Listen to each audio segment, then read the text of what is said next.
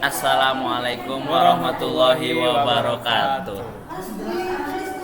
Dibuatnya video ini kami akan menjelaskan apa itu Perang Dingin. Perang Dingin atau Cold War adalah periode ketegangan geopolitik antara Amerika Serikat dan Uni Soviet serta sekutu masing-masing, blok Barat dan blok Timur. Istilah Perang Dingin digunakan karena tidak ada pertempuran berskala besar secara langsung antara kedua negara adidaya tersebut, tapi masing-masing mendukung pihak yang berlawanan dalam konflik regional besar yang dikenal sebagai perang proksi. Konflik ini didasari oleh perjuangan ideologis dan geopolitik untuk mendapatkan pengaruh Perang Dunia II yang berujung pada kemenangan melawan Nazi Jerman dan Kekaisaran Jepang pada tahun 1945. Selain perlombaan senjata nuklir dan pengerahan militer konvensional, perjuangan untuk mendominasi diekspresikan melalui cara-cara tidak langsung seperti perang psikologis, kampanye propaganda, spionase, embargo yang luas, diplomasi olahraga, dan kompetisi teknologi seperti perlombaan antariksa. Perang Dingin dimulai tak lama setelah berakhirnya Perang Dunia II, mulai mereda secara bertahap dengan perpecahan Sino-Soviet antara Soviet dan Republik Rakyat Tiongkok pada tahun 1961 dan berakhir dengan runtuhnya Uni Soviet pada tahun 1991. Blok Barat dipimpin oleh Amerika Serikat, serta sejumlah negara dunia pertama lainnya yang umumnya demokratis liberal tetapi terikat pada jaringan negara-negara dunia ketiga yang seringkali otoriter, yang sebagian besar merupakan bekas jajahan kekuatan Eropa. Blok Timur dipimpin oleh Uni Soviet dan Partai Komunisnya, yang memiliki pengaruh di seluruh dunia kedua dan juga terikat dengan jaringan negara-negara otoriter. Uni Soviet memiliki ekonomi komando dan menerapkan rezim komunis yang serupa dengan negara-negara seperti itu. Keterlibatan Amerika Serikat dalam perubahan rezim selama Perang Dingin meliputi dukungan terhadap kediktatoran anti-komunis dan sayap kanan, pemerintahan, dan pemberontakan di seluruh dunia.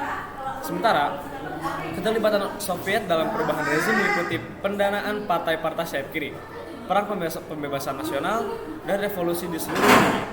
Karena hampir semua negara kolonial mengalami dekolonisasi dan meraih kemerdekaan pada periode 1945 sampai dengan 1960.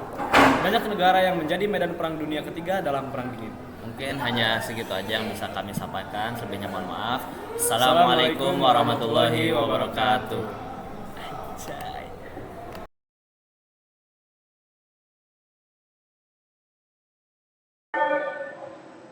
Halo guys, saya Muhammad Fakila. Jadi di sini saya akan mengadakan podcast singkat berkenaan dengan konflik yang terjadi antara Palestina dan Israel.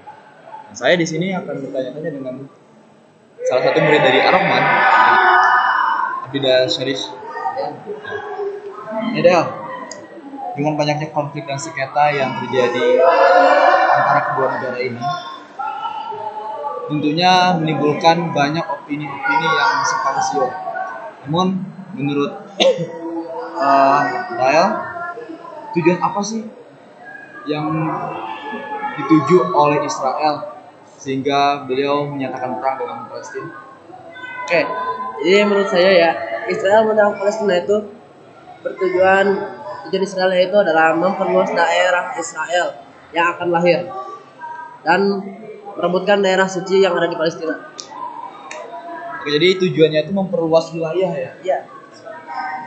Dengar-dengar dulu ada putusan dari Israel yang dimana Israel itu mendeklarasikan bahwasanya mereka akan memperluas wilayah gitu. Itu betul Pak?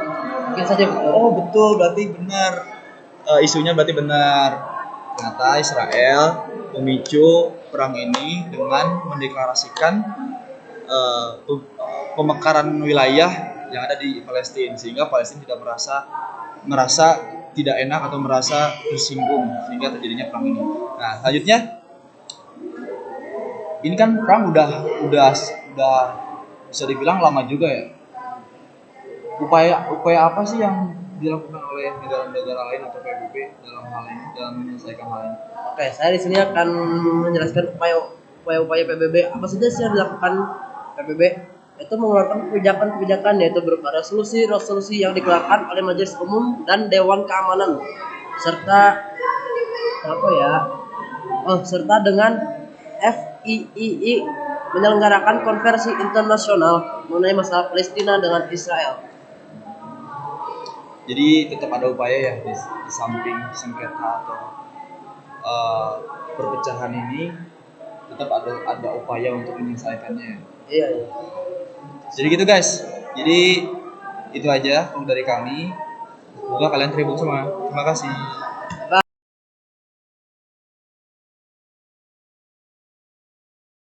Assalamualaikum warahmatullahi wabarakatuh.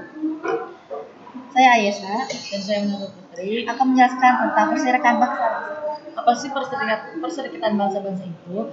Perserikatan Bangsa-Bangsa disingkat menjadi PBB atau dalam bahasa Inggrisnya United Nations disingkat menjadi UN adalah organisasi internasional yang didirikan pada 24 Oktober 1945 untuk mendorong kerjasama internasional. Badan ini merupakan pengganti Liga Bangsa-Bangsa dan didirikan setelah Perang Dunia II untuk mencegah terjadinya konflik serupa. Pada saat dikirim PBB memiliki 51 negara anggota dan saat ini terdapat 1.193 anggota PBB. Selain negara anggota, beberapa organisasi internasional dan organisasi antar negara mendapat tempat sebagai pengawal permanen yang mempunyai kantor di markas besar PBB. Dan ada juga yang hanya bersama sebagai pengamat. Vatikan dan Palestina adalah negara bukan anggota dan member status dan termasuk pengamat permanen. Tahta Suci Vatikan mempunyai wakil permanen di PBB, sedangkan Palestina mempunyai kantor permanen di PBB. Markas besar Perserikatan Bangsa-Bangsa terletak di New York, Amerika Serikat dan memiliki hak ekstrateritorialitas. Kantor utama lain terletak di Jenewa, Nairobi dan New York. Organisasi ini didanai dari sumbangan yang ditaksir dan sukarela dari negara-negara anggotanya.